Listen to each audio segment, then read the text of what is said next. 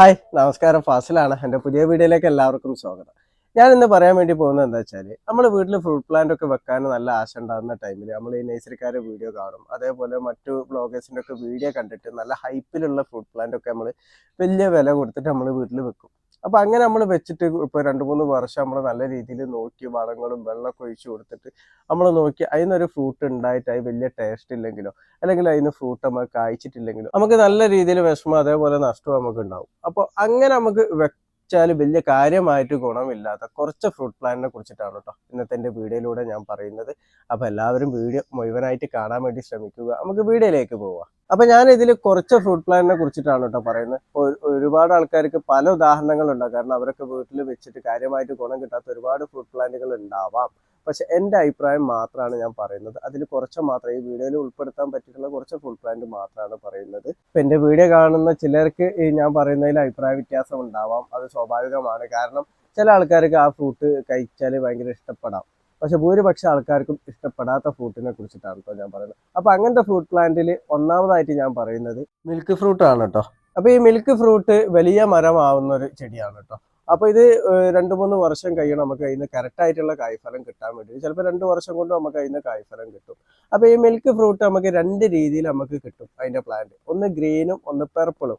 അപ്പൊ ഗ്രീൻ ആണെന്നുണ്ടെങ്കിൽ ഒരു ചമർപ്പാണ് അതിന്റെ ഒരു ടേസ്റ്റ്. കാരണം കാര്യപ്പെട്ട മധുര കാര്യങ്ങളൊന്നും ഉണ്ടാവില്ല. നമ്മളിപ്പോൾ കുട്ടികൾക്കൊന്നും കൊടുത്തു കഴിഞ്ഞാൽ അവർ കഴിക്കില്ല. അപ്പം നമ്മൾ കഴിക്കുകയാണെന്നുണ്ടെങ്കിൽ ഒരു ബബിൾക്കം കഴിക്കുന്ന ഒരു രൂപത്തിലൊക്കെ നമുക്ക് അത് ഫീൽ ചെയ്യുള്ളൂ. കാര്യമായിട്ടുള്ള മധുരം ഉണ്ടാവില്ല. അതേ സാധനത്ത് നമുക്ക് പെർപ്പിൾ ആണെന്നുണ്ടെങ്കിൽ അതിന് അത്യാവശ്യം മധുരം ഉണ്ടാവും. അപ്പോൾ പെർപ്പിളും മധുരം ഉണ്ടെങ്കിലും അധികം ആൾക്കാർക്കും അത് ഇഷ്ടപ്പെടണം എന്നുമില്ല കേട്ടോ. അപ്പോൾ ചിലപ്പോൾ നഴ്സറികളിൽ നമ്മൾ പ്ലാന്റ് വാങ്ങുമ്പോൾ വലിയ വില കൊടുത്തിട്ട് നമ്മൾ വാങ്ങുമ്പോൾ ചിലപ്പോൾ നമ്മൾ ഗ്രീൻ ആയിരിക്കാൻ കിട്ടുക. അപ്പോൾ അത് നമ്മൾ ശ്രദ്ധിച്ചിട്ട് നമ്മൾ നോക്കിയിട്ട് വേണം നമ്മൾ പ്ലാന്റുകൾ വെക്കാൻ വേണ്ടിയിട്ട്. ഇപ്പോൾ എൻ്റെ ഒരു അഭിപ്രായത്തിൽ പറയാം വെച്ചാൽ ഗ്രീൻ ആണെങ്കിലും പെർപ്പിൾ ആണെങ്കിലും നമ്മൾ അത്യാവശ്യം ചെറിയ തോതിലൊക്കെ ഫ്രൂട്ട് പ്ലാന്റ് വെക്കുന്നവരാണെന്നുണ്ടെങ്കിൽ വെക്കേണ്ടതില്ല അങ്ങനത്തെ ഒരു പ്ലാന്റ്. കാരണം കാര്യപ്പെട്ട ഒരു ഗുണം അതിൽ നമുക്ക് കിട്ടാനില്ല. കുറേ വർഷങ്ങൾ നമ്മൾ കാത്തു നിൽക്കണം. വലിയ സ്ഥല സൗകര്യം നമുക്ക് നഷ്ടപ്പെടും. കാരണം ചെറിയ സ്ഥലമൊക്കെ ഉള്ളവരാണെന്നുണ്ടെങ്കിൽ വലിയ മരമാവുന്നതാണ്. അപ്പൊ അങ്ങനെയൊക്കെ വെച്ച് നോക്കുമ്പോൾ നമ്മൾ വീട്ടിൽ നിർബന്ധമായിട്ടും വെക്കേണ്ട ഒരു ഫ്രൂട്ട് പ്ലാന്റ് ഒന്നല്ല അത്. കഴിയുന്നത് ഒഴിവാക്കുന്നതാണ് നല്ലത്. ഇനി രണ്ടാമതായിട്ട് ഞാൻ പറയുന്നത് നമ്മളെ ഗാഗ് ഫ്രൂട്ട് ആണ് കേട്ടോ. അപ്പൊ ഈ ഫ്രൂട്ടിന് നമ്മളെ കേരളത്തിൽ സ്വർഗത്തിലെ കനി എന്നും പറയും കേട്ടോ. അപ്പൊ ഇതൊരു വള്ളിച്ചെടി ആയിട്ട് വളരുന്ന ഒരു ചെടിയാണ്. അപ്പൊ അതിൽ നിന്നാണ് ഈ ഫ്രൂട്ട് വരെ കാണാൻ നല്ല ഭംഗിയായിരിക്കും. അത് റെഡ് കളറിലൊക്കെ ആയിട്ട് വരും, യെല്ലോ കളറിലായിട്ടൊക്കെ വരും. അപ്പൊ നമ്മളെ വെള്ളരി അതേപോലെ തണ്ണിമത്ത അതിന്റെ ഒരു ഇതിൽ പെട്ടിട്ടുള്ള ഒരു ചെടിയാണ് കേട്ടോ ഇത്. അപ്പൊ ഇത് കായ്ച്ചു കഴിഞ്ഞാൽ നമ്മളെ അതിന്റെ പേരിനൊത്തിട്ടുള്ള അതേപോലെ അതിന്റെ ഭംഗിക്കൊത്തിട്ടുള്ള യാതൊരുവിധ രുചിയും ഇതിനുണ്ടാവില്ല. കാരണം ഇത് പഴുത്ത് കഴിഞ്ഞാൽ കഴിച്ചു കഴിഞ്ഞാൽ നമ്മളൊരു വെള്ളരിയൊക്കെ നമ്മൾ പച്ചവടം കഴിക്കുമ്പോൾ ഉള്ള ഒരു ടേസ്റ്റ് അത്ര ടേസ്റ്റ് മാത്രമേ ഉണ്ടാവുള്ളൂ. പക്ഷെ ഇത് നല്ല പടർന്ന് പന്തലിക്കാനുള്ള സ്ഥലമൊക്കെ വേണം. അപ്പൊ ചെറിയ സ്ഥല സൗകര്യം ഉള്ളവരൊക്കെ ആണെന്നുണ്ടെങ്കിൽ ആ ഒരു ഫ്രൂട്ട് വെക്കേണ്ടതില്ല. കാരണം അതൊരു വേസ്റ്റ് ഫ്രൂട്ടാണ്. അതിന് കറക്റ്റായിട്ടുള്ള ടേസ്റ്റോ രുചിയോ ഒന്നും ഉണ്ടാവുന്നതല്ല. അപ്പൊ അത് കഴിയുന്നതും ഒഴിവാക്കുന്നതാണ് നല്ലത് എൻ്റെ അഭിപ്രായത്തിൽ. ഇനി മൂന്നാമതായിട്ട് ഞാൻ പറയുന്നത് സാന്തോൾ ആണ് കേട്ടോ. അപ്പൊ സാന്തോൾ ഒരു വലിയ മരമായിട്ട് വരുന്ന ഒരു ചെടിയാണ് കേട്ടോ. അപ്പൊ കുറെ സ്ഥലമൊക്കെ വേണം അതിന്. അപ്പൊ ചെറിയ സ്ഥല സൗകര്യം ഉള്ളവരൊന്നും ആ ഒരു പ്ലാന്റ് വെക്കേണ്ടതില്ല. പിന്നെ രണ്ടാമത്തേന്ന് പറഞ്ഞാൽ ഈ സാന്തോൾ വലിയ ഹൈപ്പാക്കി വെച്ചിട്ട് അതിന് മധുരം ഒന്നല്ല ഉള്ളത്, പുളിയാണ് കേട്ടോ. അപ്പൊ പുളിയുള്ള ഒരു പഴമാണ് ഈ സാന്തോള്. അപ്പൊ ഇപ്പൊ നമുക്ക് കേരളത്തിലൊക്കെ നഴ്സറികളിൽ ഒരു അതിന്റെ വേറെ വെറൈറ്റി വരുന്നുണ്ട്, സ്വീറ്റ് സാന്തോള് എന്ന് പറഞ്ഞിട്ട്. അത് പേരിൽ മാത്രമേ സ്വീറ്റ് ഉള്ളൂ, അതിനും പുളി തന്നെയാണ്, മധുരം ഒന്നും ഇല്ല കേട്ടോ. അപ്പൊ നമ്മള് ചെറിയ സ്ഥല സൗകര്യമൊക്കെ ഉള്ളവരാണെന്നുണ്ടെങ്കിൽ ഇതേപോലെ വലിയ വില കൊടുത്തിട്ട് നമ്മൾ പ്ലാന്റ് വെച്ച് അത് മരമാവാൻ വേണ്ടി കുറെ നമ്മൾ കാത്തു നിന്ന് അതിന് നമ്മളെ സ്ഥലവും അതേപോലെ നമ്മളെ സമയം നമ്മളെ പൈസ എല്ലാം നമ്മൾ ചെലവാക്കുകയാണ് ചെയ്യുക. അതിന് കാര്യമായിട്ടുള്ള ഗുണം നമുക്ക് കിട്ടണം എന്നുമില്ല. അപ്പൊ നമ്മൾ കഴിയുന്നത് ഒഴിവാക്കുന്നതാണ് നല്ലത്. ഈ സ്വീറ്റ് സാന്തോൾ ആണെന്നുണ്ടെങ്കിലും സാന്തോൾ ആണെന്നുണ്ടെങ്കിലും കേട്ടോ. ഇനി അടുത്തതായിട്ട് ഞാൻ പറയുന്നത് നമ്മളെ പേര് കേട്ട മിറാക്കിൾ ഫ്രൂട്ട് ആണ് കേട്ടോ. അപ്പൊ 2 വർഷം മുന്നൊക്കെ മിറാക്കിൾ ഫ്രൂട്ട് ഭയങ്കര ഡിമാൻഡാണ് കിട്ടും. നഴ്സറിയിലൊക്കെ യൂട്യൂബിലൊക്കെ നിറഞ്ഞിരിക്കുകയായിരുന്നു. അപ്പൊ ഈ ഒരു പ്ലാന്റ് നമ്മൾ വീട്ടിൽ നട്ട് കഴിഞ്ഞാൽ ഒരു 3 വർഷം കഴിഞ്ഞാലൊക്കെ നമുക്ക് അതിന് കായ്ഫലം കിട്ടാം. നല്ല രീതിയിൽ കായ്ഫലം കിട്ടും, നല്ല ഭംഗിയായിരിക്കും കായ്ച്ചിരുന്നാൽ.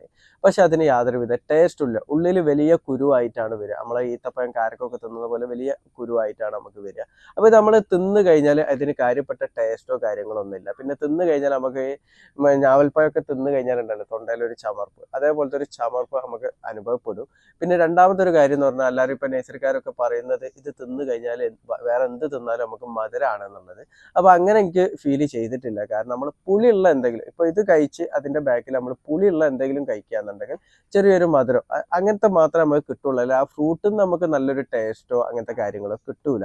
അപ്പോൾ ഇപ്പോൾ നമുക്ക് ഭംഗിക്കൊക്കെ വേണ്ടി ഇപ്പോൾ അലങ്കാര ചെടിയായിട്ടൊക്കെ ഞാൻ ഇതിൻ്റെ മുന്നേ ഇസ്രായേൽ ഓറഞ്ചിനെ പറ്റി പറഞ്ഞല്ലോ, കുംകട്ട്.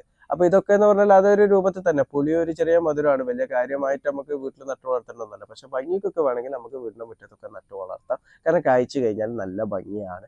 അല്ലാതെ നമ്മൾ ടേസ്റ്റ് എന്നുദ്ദേശിച്ചിട്ട് നമ്മൾ ഈ ഒരു ഫ്രൂട്ട് പ്ലാന്റ് നമ്മൾ വീട്ടിൽ നട്ടു വളർത്തേണ്ടതില്ല കേട്ടോ. ഇനി അടുത്ത അഞ്ചാമതായിട്ട് ഞാൻ പറയുന്നത് ഗോൾഡൻ ബിലിമ്പി എന്ന പേരിൽ അറിയപ്പെടുന്ന ഒരു ഫ്രൂട്ടാണ്.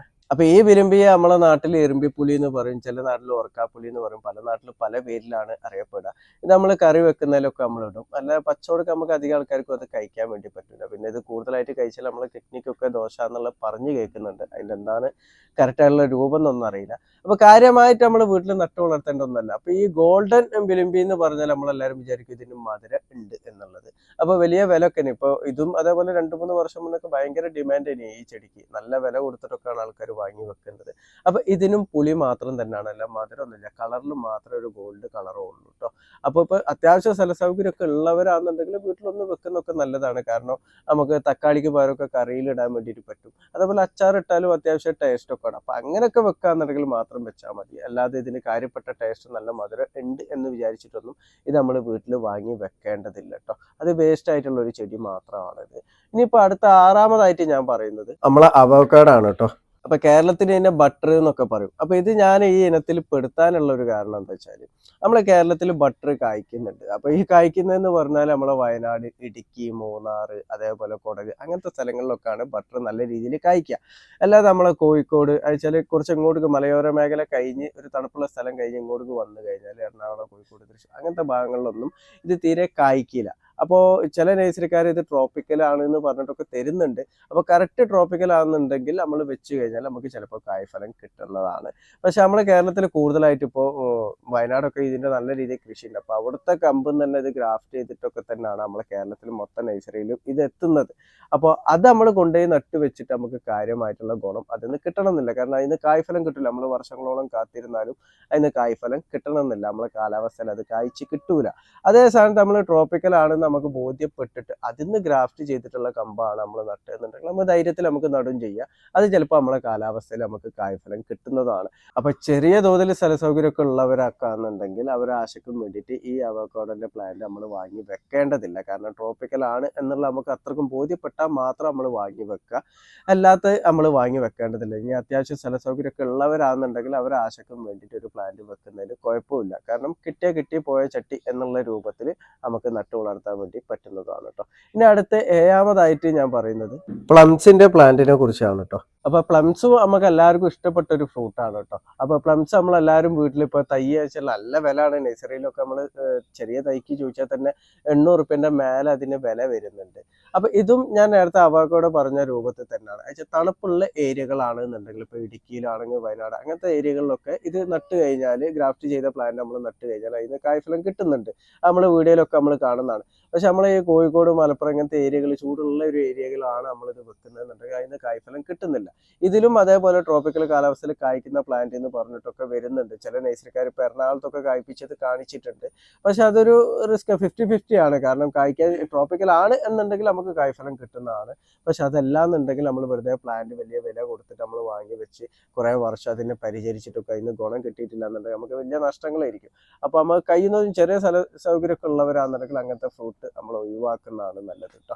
കാരണം കാര്യമായിട്ട് നമ്മളത് കൊണ്ടുപോയി വെക്കണ്ടില്ല. ഇനി ട്രോപ്പിക്കൽ ആണ് എന്ന് നമുക്ക് നല്ല ബോധ്യം ഉണ്ട് എന്നുണ്ടെങ്കിൽ നമുക്ക് കറക്റ്റായിട്ട് നമുക്ക് വാങ്ങി വെക്കാവുന്നതുമാണ് കേട്ടോ. അപ്പൊ ഞാൻ വീണ്ടും പറയുന്നത്, ഞാൻ എൻ്റെ വീട്ടിൽ കൃഷി ചെയ്തിട്ടുള്ളതും അതേപോലെ ചില പ്ലാന്റുകൾ ഞാൻ പുറമെന്ന് ടേസ്റ്റ് ചെയ്ത് നോക്കിയിട്ടുള്ള അഭിപ്രായത്തിലാണ് ഞാൻ ഈ ഫ്രൂട്ട് പ്ലാന്റിനെ കുറിച്ചിട്ടൊക്കെ ഞാൻ പറഞ്ഞത്. നമുക്ക് ഒഴിവാക്കേണ്ട ഫ്രൂട്ട് പ്ലാന്റുകളാണ് ഇത് എന്നുള്ളത്.